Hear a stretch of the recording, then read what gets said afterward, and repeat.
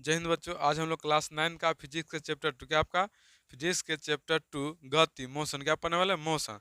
तो हम लोग देखेंगे गति में हम लोग का पहला टॉपिक क्या है, विराम और गति। क्या है, विराम और गति, रेस्ट एंड मोशन। तो हम लोग देखेंगे विराम और गति के बारे में। देखिए, मान ली कोई वस्तु अगर समय के साथ अपनी स्थान नहीं चेंज करता, क्या होता है, विराम में करता है। कोई वस्तु अपने समय के साथ क्या करता है, गति में रहता थी, स्थान में परिवर्तन होता है, उससे क्या कहते हैं, विराम कहते, सॉरी गति कहते हैं। तो हम लोग आज देखेंगे विराम और गति। देखिए, हम लोग पीछे भी देख के आए हैं विराम और गति क्या है, पिछले भी क्लास 7 8 में देख के आए विराम और गति के बारे में देखे। अब हम लोग कहाँ क्लास 9 में जाएंगे। तो देखो, हम लोग क्लास 9 में भले 7 8 में ही पढ़े थे गति, जो वस्तु चलता है उसे गति कहते हैं। लेकिन ऐसा नहीं कि कोई वस्तु चलता है उसे हम लोग गति कहते हैं। मान लीजिए कि आपका, मान लीजिए कि दो कार है, क्या आपका दो कार है, आपका मान लीजिए कि दो कार है, क्या आपका ये दो कार है। मान लीजिए कि आपका दो कार है, क्या आपका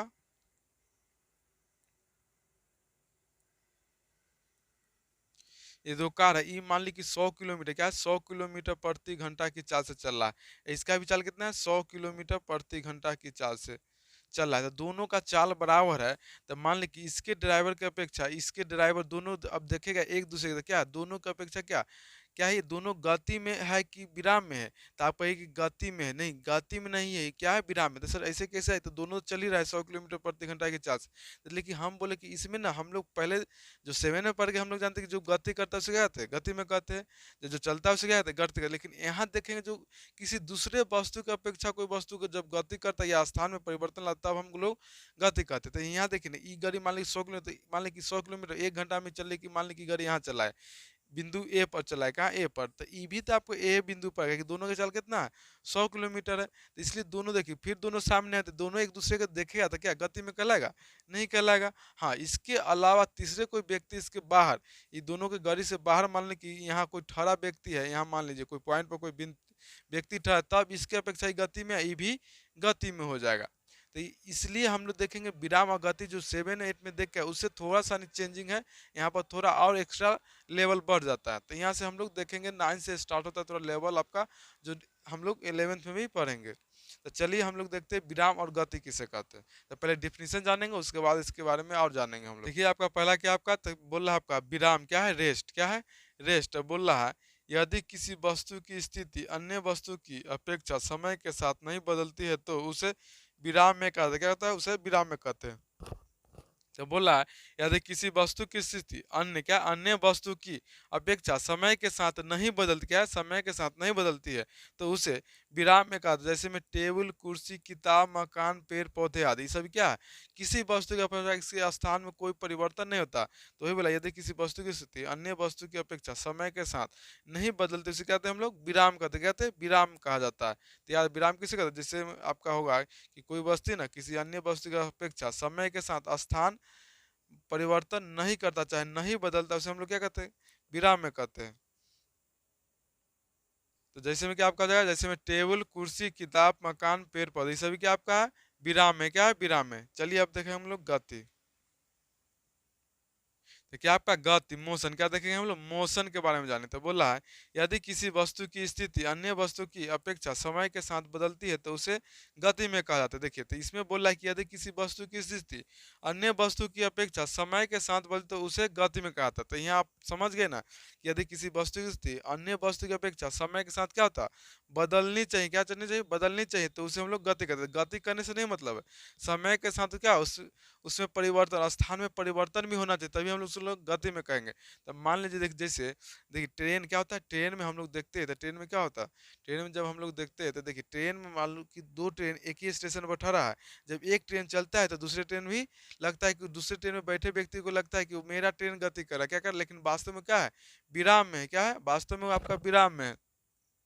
तो ये कि चलती डिब्बे में बैठा व्यक्ति रेलगाड़ी, दूसरा हो जाएगा चलती हुई रेलगाड़ी के डिब्बे में बैठा व्यक्ति रेल पटरी या प्लेटफॉर्म की अपेक्षा गति में तो है, किंतु उस डिब्बे के अपेक्षित वह विराम में है। अतः जिन वस्तुओं की अपेक्षा कोई वस्तु गति या विराम है उन वस्तुओं का बताना आवश्यक है। तो ये देखें हम लोग अभी देखें ना कि कोई व्यक्ति क्या है, रेल के डिब्बे में, कहाँ बैठे हैं, रेल के डिब्बे में बैठा है। वहाँ पर ये व्यक्ति ए है, मान लीजिए कि व्यक्ति इसमें बैठा हुआ है। तो ये व्यक्ति ना डिब्बे में बैठा हुआ था, डिब्बे में बैठा तो स्टेशन क्या होगा, स्टेशन और पटरी की अपेक्षा ही व्यक्ति गति में, लेकिन डिब्बे की अपेक्षा क्या है, ये गति में है नहीं है। क्या कि देखिए जिस डिब्बा में बैठा वही डिब्बा, इसका स्थान कोई परिवर्तन हो, जिस स्थान में बैठा उसी स्थान में बैठा, डिब्बे की अपेक्षा ही विराम में है। और उसके बाद प्लेटफॉर्म और स्टेशन के प्लेटफॉर्म और पटरी के अनुसार क्या है, गति में। तो इसीलिए हमको पता होना चाहिए किसी वस्तु की अपेक्षा बताना क्या है, किसी वस्तु की अपेक्षा होता है तभी हम लोग मानते थे। इसलिए याद रखिए कि अपेक्षा क्या होता है, किसी वस्तु की अपेक्षा हम बता सकते हैं कि वस्तु विराम में ही गति। तो अभी पता चला कि स्टेशन और पटरी के हिसाब से व्यक्तिगत गति में, लेकिन जैसे डब्बा के हिसाब से देखें तो इसमें क्या हो जाएगा, विराम में थे। हम किसी दूसरे वस्तु की अपेक्षा देखना क्या है, किसी दूसरे वस्तु की अपेक्षा देखना पड़ेगा आपको कि हम गति में है कि विराम में। मान ली कि दो तीन व्यक्ति, एगो ए है, बी है, सी है, क्या है, सी है। तो मान लीजिए कि ई भी क्या है, मान ली कि ए भी गति कर रहा है, ए भी गति कर रहा है, बी भी गति कर रहा है, क्या कर रहा है, बी भी गति कर रहा है। दोनों की चाल समान है क्या, जो अभी बताया थोड़ा सा, दोनों की चाल समान है, दोनों एक दूसरे क्या विराम में होगा, क्या कि ए और बी दोनों के चाल समान, दोनों एक स्थान से, मान ली कि यहाँ से स्टार्ट किया है सामने से, तो यहाँ दोनों का स्थान क्या होगा, सेम हो जाएगा। भले दोनों दूरी एक ही समान से कर, दोनों के क्या होगा, दोनों एक दूसरे के विराम में होगा, क्या होगा, विराम में। लेकिन इस वस्तु की अपेक्षा ही दोनों क्या होगा, गति में हो जाएगा। किस में हो जाएगा, गति। तो किसी वस्तु की अपेक्षा हम विराम में है, गति में, इसके अनुसार हम गति की परिभाषा दे सकते हैं। तो ये जरूरी नहीं कि कोई व्यक्ति चल रहा है तो उसे हम लोग गति, तो अब थोड़ा सा नहीं यहाँ गलत हुआ ना आपका, कि यदि कोई व्यक्ति चल रहा है तो हम लोग उसे गति में कहते, पहले थे 7 में 8 में, लेकिन अब ऐसा नहीं, तो कोई व्यक्ति चल रहा है उसे हम गति में बोल सकते। किसी वस्तु की अपेक्षा हम बोल सकते गति में है कि विराम में है। तो चलिए अब इसका याद है, यदि किसी वस्तु की स्थिति अन्य वस्तु की अपेक्षा समय के साथ बदलती है तो उसे गति में कहते। याद है, यदि किसी वस्तु की स्थिति अन्य वस्तु की अपेक्षा समय के साथ बदलती है उसे गति में कहते। जैसे में हो जाएगा चलती हुई रेलगाड़ी, दौड़ता हुआ बालक इत्यादि, क्या है, ये सभी क्या आपका गति में है। उड़ता हुआ जहाज क्या आपका गति में है। तो हम किसी अपेक्षा, किसी वस्तु की अपेक्षा हम बता सकते हो गति में है कि विराम में है। इससे पता चले कि इसमें किसी, देखिए अगला बोला है विराम और गति दोनों पद के अपेक्षित है, क्या दोनों पद के अपेक्षित है। कभी कि हम लोग देखते हैं कोई व्यवस्थित गति अति विराम में रहता है, लेकिन उसको लगता है क्या हम गति में। जैसे मान ली कि आप देखिए स्टेशन पर जाइए तो मान ली कि ई क्या है आपका, एक रेल का डब्बा ए है और रेल के डब्बा बी है, मतलब रेल है, क्या है रेल है, मान लो कि रेलगाड़ी क्या है, रेलगाड़ी ए है, रेलगाड़ी बी है, क्या है बी है। तो मान ले कि इसमें जो बैठा ना व्यक्ति है, इसमें जो बैठा हुआ व्यक्ति, तो जब ट्रेन चलता है, जब ट्रेन चलने लगता है तो इसको लगता है, जो दूसरे व्यक्ति ए में बैठे हुए व्यक्ति को लगता है कि मेरा गाड़ी चल रहा है, क्या मेरा गाड़ी, लेकिन वास्तव में क्या है, वास्तव में वो विराम में, किसमें है, वास्तव में वो विराम में है। मान ली कि रेलगाड़ी नहीं चल रहा है, लेकिन इसको क्या लग रहा है, इस व्यक्ति को लग रहा है कि मेरा गाड़ी चल रहा है, मतलब गाड़ी चला कौन, ये वाला। जब रेलगाड़ी जब बी बढ़ता है तो इस व्यक्ति को लगता है कि मेरा गाड़ी बढ़ रहा है, लेकिन वास्तव में क्या है, रुका हुआ, क्या वास्तव में रुका है। तो कभी कभी ऐसा भी होता है कि कोई वस्तु ना गतिमान प्रतीत होती है जबकि वो वास्तव में वह विराम अवस्था में होती है। उदाहरण के लिए हम मान लेते हैं कि एक स्टेशन पर कितना, 2 रेलगाड़ियां होनी चाहिए, ए और बी, कितने गाड़ी है, ए और बी होनी चाहिए। ए भी खड़ी है, बी जब क्या है, बी जब चलने लगती है तो ए में वास्तव क्या, ए ए पर ए में बैठे व्यक्ति को लगता है कि उसकी रेलगाड़ी चल रही, क्योंकि वह बी के डिब्बे को गुजरते हुए देखता है, क्या है, क्योंकि यह बी के डिब्बे को गुजरते हुए देखता है, इसलिए लगता है कि हम भी गति में हैं। लेकिन वास्तव में क्या, गति में नहीं, विराम में। किसमें, विराम में। हम लोग देखेंगे गति के प्रकार, किसके देखेंगे, गति के प्रकार। पहला गति के निम्नलिखित प्रकार होते, क्या गति के निम्नलिखित प्रकार होता है, जिसमें हम लोग पहले देखेंगे रेखीय गति। क्या होता है, रेखीय गति देखेंगे, क्या देखेंगे, रेखीय। तो बोल रहा है इसमें वस्तु सीधे या वक्र रेखा पर, क्या इसमें वस्तु सीधे या वक्र रेखा पर चलती, क्या होगा, इसमें वस्तु आपको तो सीधे चलेगा तो वक्र रेखा, किस पर चलेगा, वक्र रेखा पर चले। तो याद रखिए रेखीय गति किसके, तो इसमें वस्तु सीधी या वक्र रेखा पर चलती। जैसे में बंदूक से छुड़ी गई गोली ढालू पर नीचे सरकता हुआ बालक, क्या आपका रेखीय गति हो जाए। जब मान ली कि रेखीय गति सीधा, मान ली जब बंदूक से गोली निकलता है क्या था आपका, एकदम सीधा रहता है, क्या होता है, सीधा। इसलिए हम इसको क्या कहेंगे, क्या कहेंगे, रेखीय, क्या है, रैखिक गति, क्या कहेंगे, रैखिक गति कहेंगे। इसको क्या कहेंगे हम लोग, रैखिक गति कहेंगे। तो याद रखिए रैखिक गति किसे होता है, इसमें वस्तु सीधी या वक्र रेखा पर, क्या देखिए सीधी चल रहा है, अब वक्र रेखा पर भी चलता है आपका, वक्र रेखा पर भी चलता है, तभी क्या कहलाता है आपका, रैखिक। तो इसमें वस्तु सीधी या वक्र रेखा पर चलती है, तो जैसे बंदूक से छोड़ी गई गोली ढालों पर नीचे सरकता हुआ बालक, ये क्या आपका रैखिक गति, क्या है, रैखिक गति है।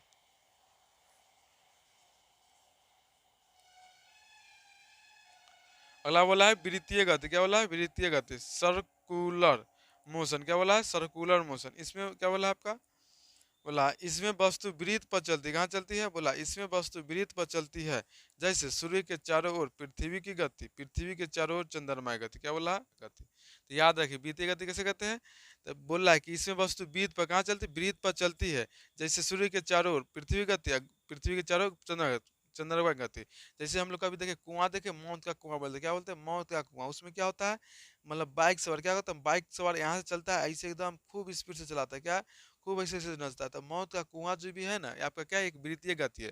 क्या आपका वृत्तीय गति, मान ली कोई व्यक्ति अगर गोल गोल राउंड चल रहा है, जैसे कोई व्यक्ति क्या होता है सुबह में दौड़ता है, मान ली कि एक मोटा लड़की थी, उसके पिताजी इसको वजन घटाने के लिए क्या लगे, वृत्तीय गति पर गति करने के, यहाँ से दौड़ाया, यहाँ तक दौड़ाया, फिर यहाँ आई, फिर यहाँ से यहाँ, ये दौड़ा रहा है, दौड़ा उसका वजन कम करने, तो क्या करे, एक चक्कर, क्या एक वृत्त पर चक्कर लगे, गोल गोल चक्कर लगता है, उसको क्या कहते हैं हम लोग, वृत्तीय गति। याद है, जो वृत्त पर गति कर, जो इसमें वस्तु क्या वृत्त पर चलती है, जब वृत्त पर गति करते हैं उसे हम लोग क्या कहते हैं, वृत्तीय गति। तो याद हो गया आपका कि जो वृत्त पर चलता है उसे वृत्तीय, रैखिक मतलब सीधी रेखा पर चलता है उसे कहते हैं रैखिक गति, जो वृत्त पर चलता है उसे कहते हैं वृत्तीय गति। अब रह गया दोलनी गति, दोलनी गति, क्या रहेगा, दोलनी गति।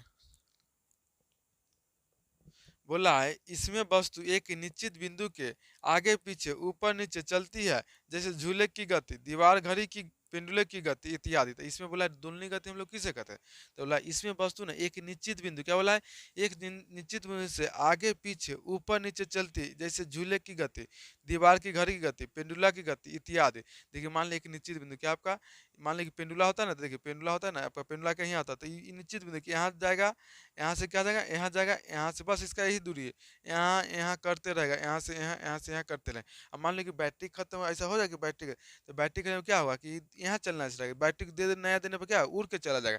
ऐसा नहीं होता, बैटरी कम रहने पर भी इसका गति क्या रहेगा, सेम रहेगा, यहाँ से आएगा, यहाँ जाएगा, फिर यहाँ से यहाँ नया बैटरी लगाएंगे तब भी क्या यहाँ से यहाँ। तो ये पेंडुला की गति, क्या पेंडुला जो घड़ी में होता है आपको देखे होंगे, वहाँ पर क्या होता है आगे पीछे करते रहता है। झूला भी क्या होता है, देखिए कोई व्यक्ति झूला पर बैठता है तो उसको झूलाया जाता है, आगे पीछे झूलते रहता है, लेकिन उसका गति में होता है कि कम बेसी होते रहता है, लेकिन उसका भी गति क्या आगे पीछे होता है। तो इसी बोला है झूले की गति, दीवार घड़ी की, पेंडुले की गति इत्यादि। ये क्या आपका कहलाएगा, ये सभी कहलाएगा डोलनी गति। तो डोलनी गति किसे कहते हैं, इसमें वस्तु एक निश्चित बिंदु कहाँ होना चाहिए, एक निश्चित बिंदु है ना आपका, देखिए एक निश्चित बिंदु के यहाँ से यहाँ, इसमें वस्तु एक निश्चित बिंदु के आगे पीछे, कहा आगे पीछे या ऊपर नीचे, क्या ऊपर नीचे चलती, जैसे झूले की गति, दीवार घड़ी की गति, पेंडुला की गति इत्यादि। इसे क्या आपका हो जाएगा, आपका डोलनी गति, क्या होगा, दोलनी गति हो जाएगा आपका।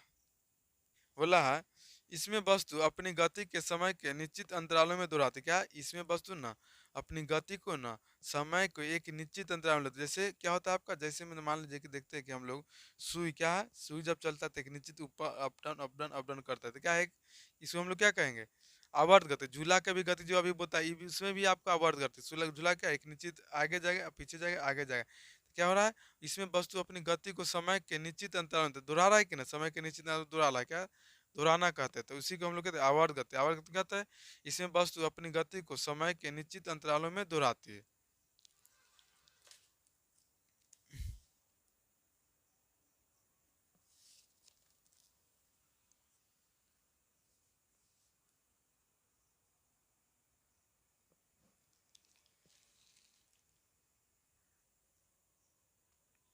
जैसे हो जाए सिलाई मशीन के सुई की गति और झूले की गति, क्या इसमें भी आपका आवर्त गति में क्या सिलाई मशीन की क्या है? सुई ऊपर नीचे एक निश्चित अंतराल में दोहराती है। तो बोला इसमें वस्तु अपनी गति को समय के निश्चित अंतरालों में दोहराती है। सुई झूले की गति भी क्या क्या है? एक निश्चित अंतराल में दोहराती है आपका, आगे पीछे, क्या आगे पीछे।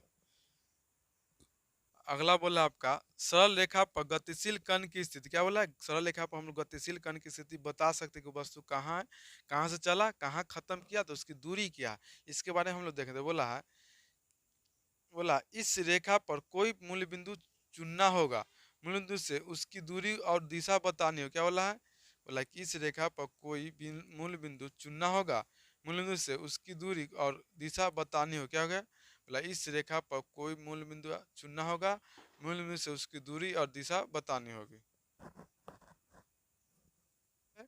यहाँ प्लस वाला, इधर माइनस वाला। मान ली कोई व्यक्ति यहाँ से चल के, क्या यहाँ से चल के क्या यहाँ मान ली 3 तक है, क्या तो इसको जो मूल बिंदु को हम लोग क्या मान ली x1 मान ली, क्या x1 आपका 0 और x2 होता है आपका x2 मान लीजिए 3 है, तो हमको क्या दूरी निकालना है।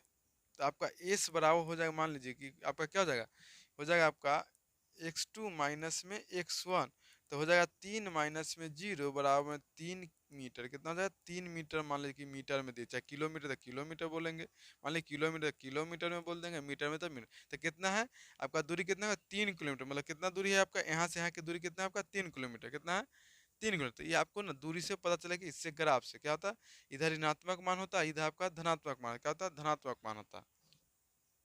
अगला बोला है तय की गई दूरी और विस्थापन, तो बोला तय की गई दूरी और विस्थापन।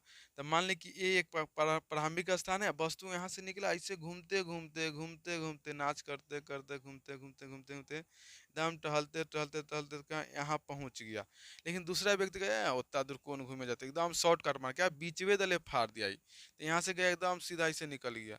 तो इसको हम लोग विस्थापन कहते, क्या कहते हैं विस्थापन। ये जो एकदम घूमते घूमते ऐसे ऐसे नाचते उचते गया, उसको हम लोग क्या कहते हैं दूरी कहते, क्या कहते हैं दूरी कहते हैं। तो दूरी आपके लिए, दूरी के लिए दिशा जो ही नहीं, लेकिन विस्थापन के लिए दिशा। देखिए बता रहा है कि ऐसे एकदम सीधा गए, कहाँ गए सीधे, लेकिन ये कहाँ गया दौड़ के इधर गया, दौड़ के इधर गया, ऐसे ऐसे घूमते नाचते उचते कहाँ तक जा गया, ऐसे ऐसे ऐसे दूरी ये तय किया। देखिए आगे घूम रहा है यहाँ तक पहुंचा, लेकिन एकदम सीधा गया, एक दिशा निश्चित कर दिया।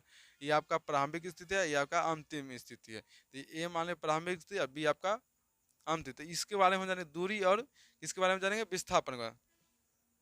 तो वही बोला आपका तय की गई दूरी का केवल परिणाम होता है, क्या होता है तय की गई दूरी का केवल परिणाम होता है, जबकि विस्थापन में परिणाम और दिशा दोनों होता है। तो इसमें केवल परिणाम होता है कि कितना दूरी तय किया, उसको दिशा से कोई मतलब ना, कै किलोमीटर दूरी तय, 5 किलोमीटर है तो 5 किलोमीटर की 7 किलोमीटर जितना दूरी तय किया उसको परिणाम से मतलब। लेकिन इसमें दिशा का क्या है, दिशा ही बताएगा, दूरी बताए कितना किलोमीटर तय किया, दिशा ही बताएगी किधर पूर्व है कि पश्चिम है कि उत्तर है कि दक्षिण है, इसमें दिशा भी बताएगा आपको।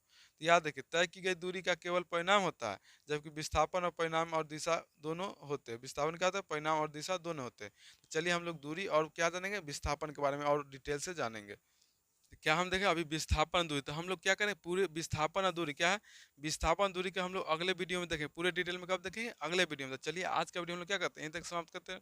वीडियो अच्छा तो लाइक शेयर और सब्सक्राइब जरूर कीजिएगा। वीडियो देखने के लिए बहुत बहुत धन्यवाद।